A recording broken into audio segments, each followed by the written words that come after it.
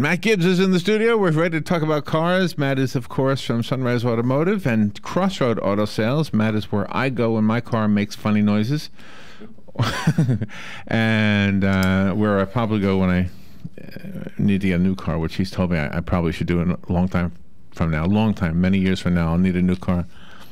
But you know, Matt, good morning, first of all. Morning. Do you know, I did check my oil the other day. You guys, it's so nice to see clear oil instead of black oil. Yeah. So nice. How long does it stay clear? It does Schaefer's, and this isn't a commercial for Schaefer's, but will it stay clear longer? Yes.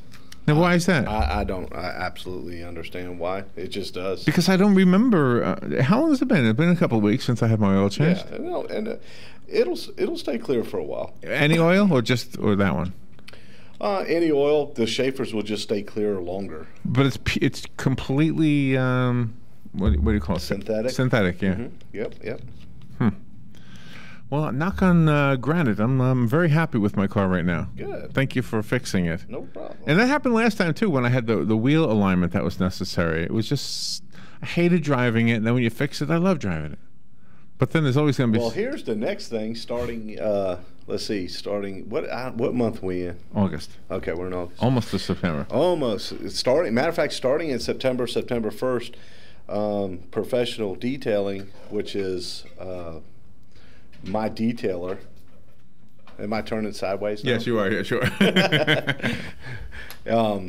He's actually going to move shop over to Sunrise and Oh, really? Auto Sales. Yeah. So if folks want to come in and get their cars detailed now, it'll be able to be done right there on site. And I really was thinking about this because once you made my car feel good, now you want to make it look good. Made it look good. Exactly. Yes. That is my thinking. Yeah. So, all right, let's go to the phone and take a couple of calls. Good morning. You're on the air with Matt. Yes. Good morning. Good morning. Morning. Yeah. I have another set of initials for road rage. And what's that? Icky. I-C-K-Y. Impatience can kill you. Yes. Nice. Yeah. Have a good morning, all. Are you guilty of that, Jim? No. I can't imagine I you. always kind of give way. I'm one that always yields to the bullies situation. I've always driven small cars, so I'm not in a position to challenge anything. Yeah. All right, thank you. Well, I've decided this morning that if something happens, I'm just going to take about 4 or 5 big, deep breaths. See what happens. I know. Do you know, I was really bad at this whole road. I don't know if you realize this about me, but I would be horrible at this. Ask my son, ask my nephews, ask Robin, who's driving with me. If I'm in the left-hand lane and I'm going to turn left soon, I'm not going to get in the right-hand lane because then I can't turn left. And they'll be flashing their lights at me. And then I will get over, and then I'll get behind them, and then I'll flash my lights at them. And then they'll pull over, and then they yell at me, and I'll yell at them, and I'm a better yeller than anybody. You don't know this about me, but I am. And I said to myself one day, one of these guys is going to have a gun one day. I better stop doing this. This is not good. So I don't do it anymore, but I was pretty bad at it. Were you? Yeah. Were you? I bet you were. Yeah, I think are still. I'm working on it, Larry. Well, I'm working on it. All right. So if somebody's behind you, yeah, and they're bullying you, don't you hate that when they flash their lights at you? Yeah. Or does that never happen because you're faster than them? Well, it doesn't happen much, but me and Joey were actually going somewhere, and I can't remember where we were going. I don't know if we were going to therapy or if we were going to a race or something, but we're driving down the road, and somebody cut me off. And in my mind, I said all kinds of things. I never really said it out loud because my son was sitting next to me. Right. And I remember saying out loud, I remember saying, "Forgive me, Lord. I didn't mean it was that bad." And Joey looked at me and said, "Dad, why are you asking God to forgive you?"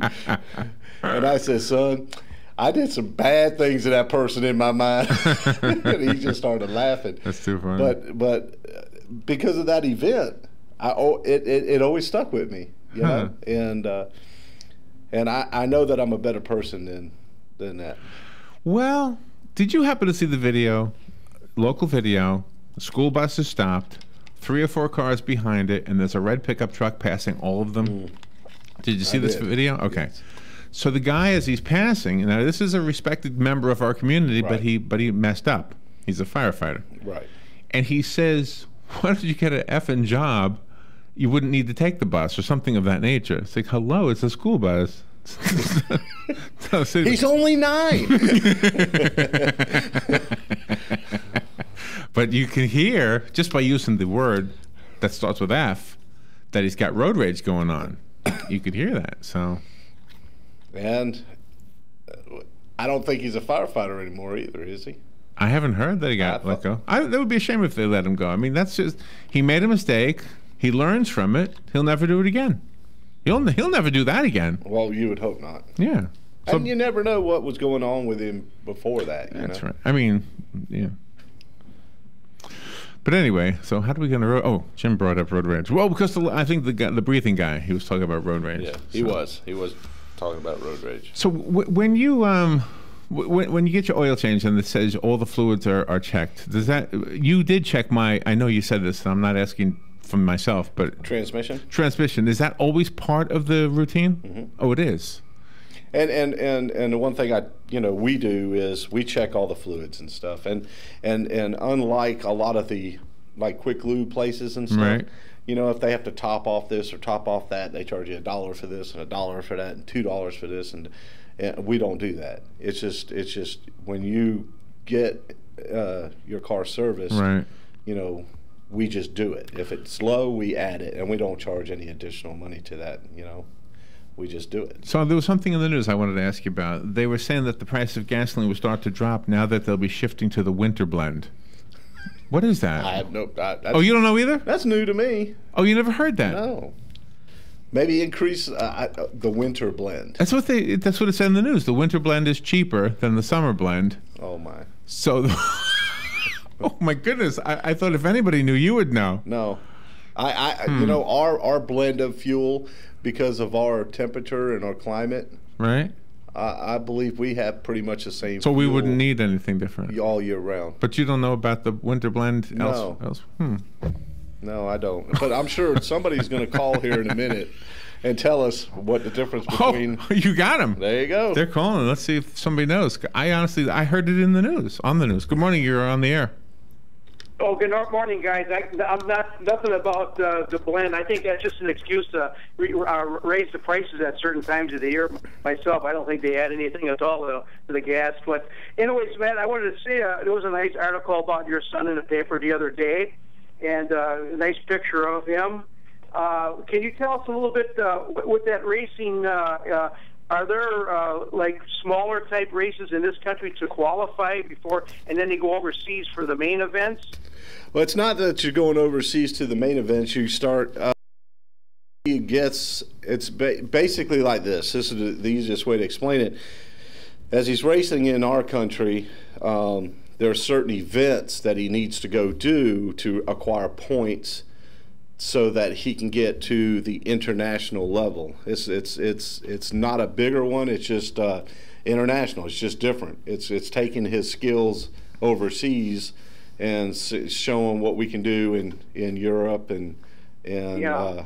China. China is actually that's our biggest competitor is in China right now. They got some of the fastest guys in the world over there. Wow, how's the fundraising going? The fundraiser has been going incredible. The GoFundMe I think he's almost to $1,100 on GoFundMe. Oh, nice. And then And you have to get 5,000. well, it's like $5,300. Okay, But the guys over at Top Gear Bike Shop over on Magnolia, kudos out to them guys. They put on a ride for him last Thursday, Oh, okay. and they raised $1,700 that night Oh, wow. to put towards Nice. it.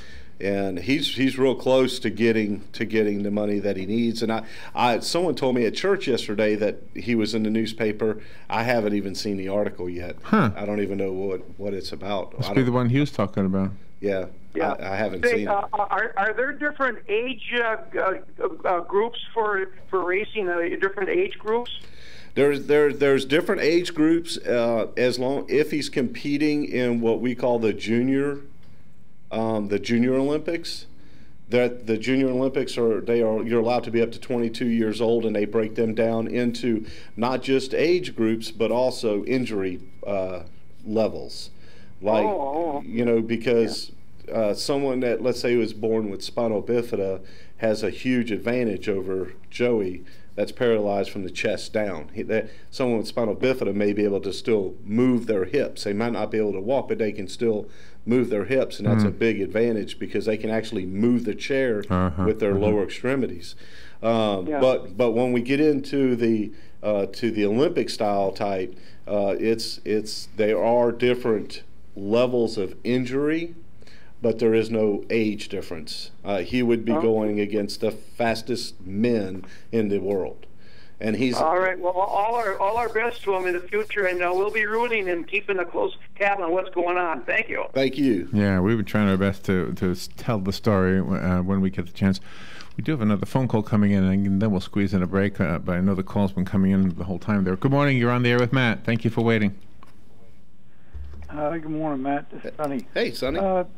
I think the reason for changing to a summer blend is because the heat causes more evaporation of the gasoline, and I think they add something to our gasoline to stop that. Years ago, there was never a price difference, fluctuation, or anything. They just came out with the summer blend, and that was it. The price remained the same. I don't know. Every time somebody sneezes, they're looking to increase the price of whatever it is today. Right. And it's a shame. Yep. All right. Have a good day. Thank you, buddy.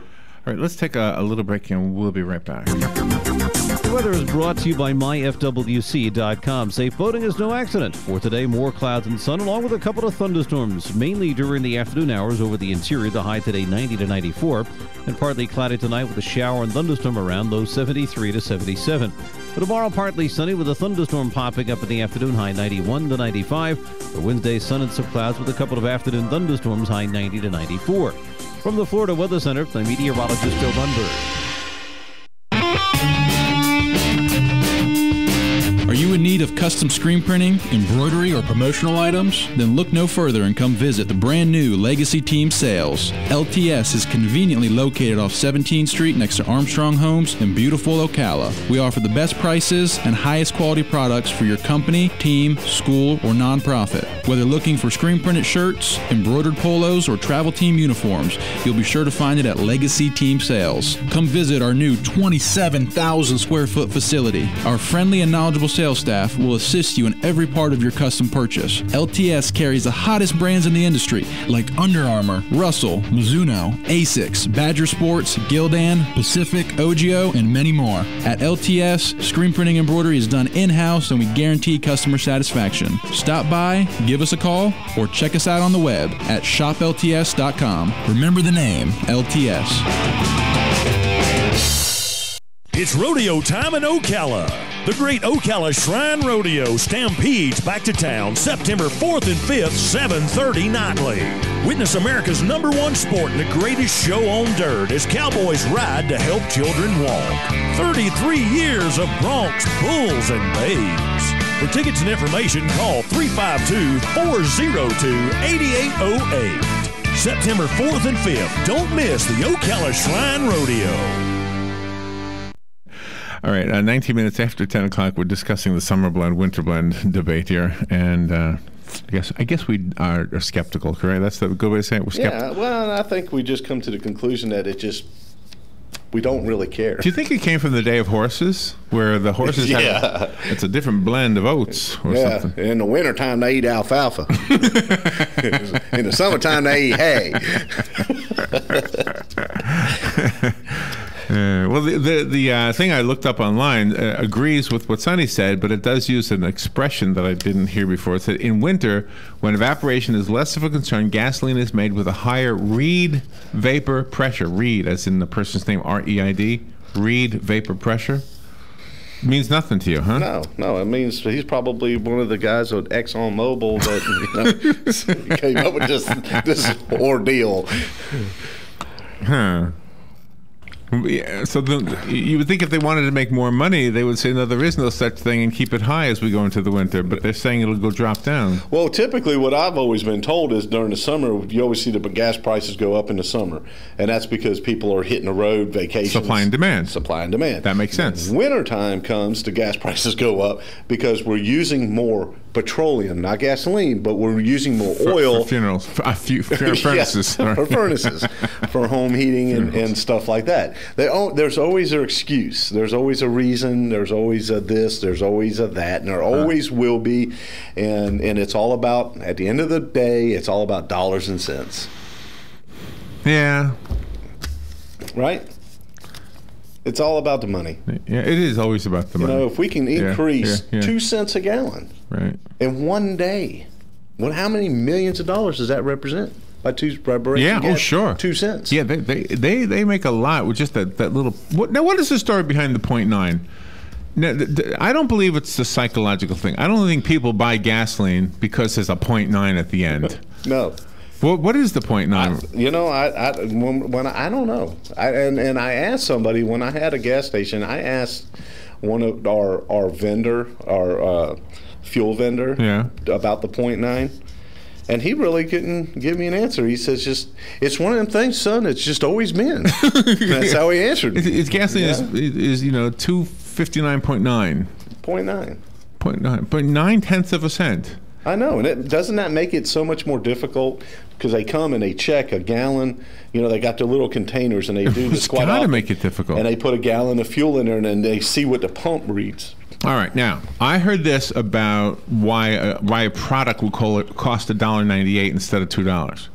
It has nothing to do with psychological because you think you're paying less than $2. It's got to do with the fact that Mr. Gimbel, who created this idea at Gimbel's department store, he wanted to make sure his cashiers weren't stealing from him.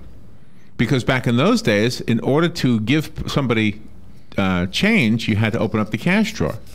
So if you paid $1, if something cost $1.98, you were forced to open up the cash register and thereby register the sale in order to get those 2 cents out of the cash drawer. If it was $2 even, the cashier could take the $2 and pocket it, and nobody would ever know. That's pretty smart right there. That is pretty smart. But that doesn't explain the gasoline 0.9. Because you're not gonna pocket that 1/10 of a cent or give it back to you. Yeah. But I bet you there's something like that. You know, there's something like that back then you could say, well, that makes sense. Really? You know, I would think that there has to. So if I bought an exact gallon of gasoline, somebody would owe me 1/10 of a cent. Because I'd have to pay above. Good morning, you're on the air. Good morning, good morning. I think you will find somewhere in the vast levels of taxation that is put on motor fuel that one of the levels of taxation on motor fuel is something 0.9 cents. And that very well could be. And that's always the way, huh? It's a creature of some legislative body.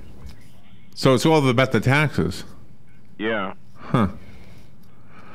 All right, have a good day. Thank you, you too. So then, when we have electric cars that don't pay taxes, because we're going to have to still build roads or maintain them, isn't that the argument against electric cars? But they'll, maybe today, but at the end of the day, they're going to figure out a way to tax those that are driving electric cars. I know that when I got heavily involved in CNG, propane, and alternative fuels, that was one of the biggest battles. That was one of the things that was driving all of us crazy, was that there was the government was divided, and you had this side of the government that's all about the environment and the air we're breathing and all that, and they were feuding with the side of the government that's all behind the oil companies. And it was a feud, and that was one of the main issues that the oil companies used against the other side was, well, wait a minute, our people drive these cars that combust and put out emissions and use fuel, and they have to pay tax on it. Now you're going to let all these people drive wherever they want to go and not pay tax on it? No, that's not going to be right. Who's going to pay for the roads? Exactly. You know, but that put up a huge dilemma in that whole arena within the government itself.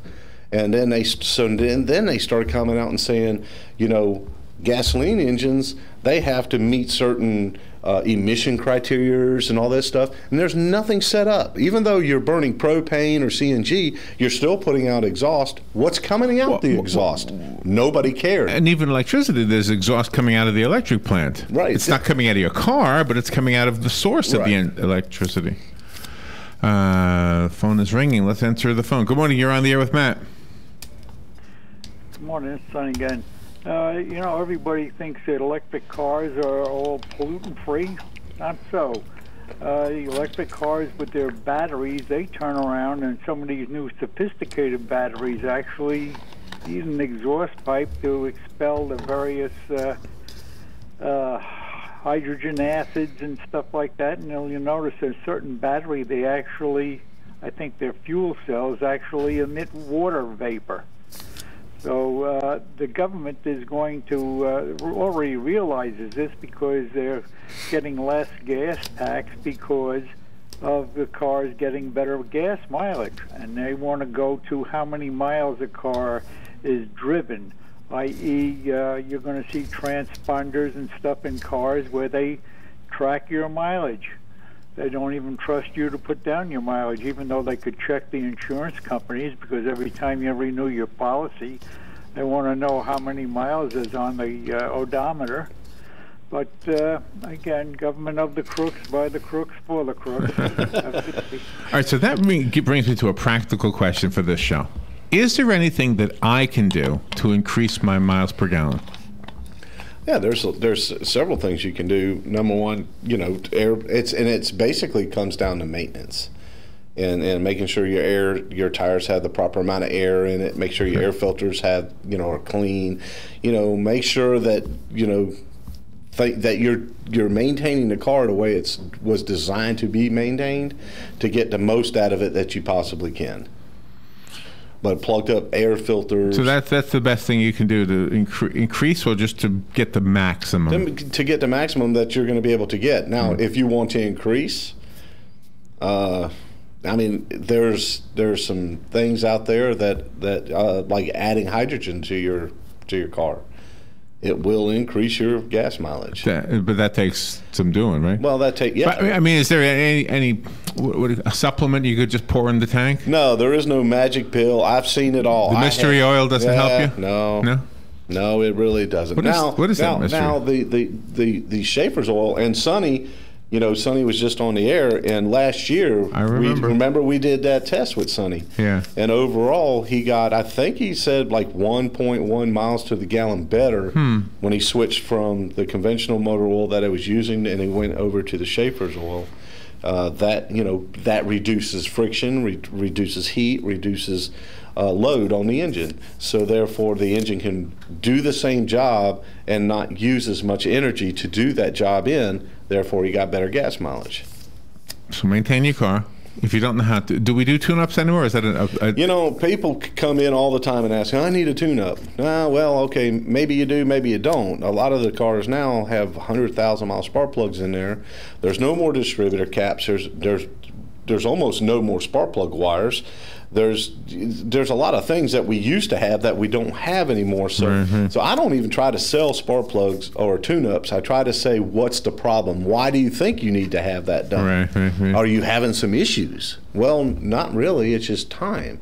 Okay, well, then, if it's time, it's only 30,000 miles on there. No, it's not time. Let's check them and see, and let's run diagnostics and see what you need, not just bring it in for a tune-up.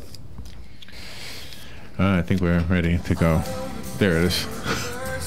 What's your phone number, Matt? My phone number is 352-690-1993. Bottom line, get your car serviced. Go to Matt. He'll take care of it. If it needs something, he'll fix it. If it doesn't, he'll say you're fine. Drive off in happy, happy land like I do until the next thing goes wrong. Thank you, Matt. We'll be right back. Thank you, Larry.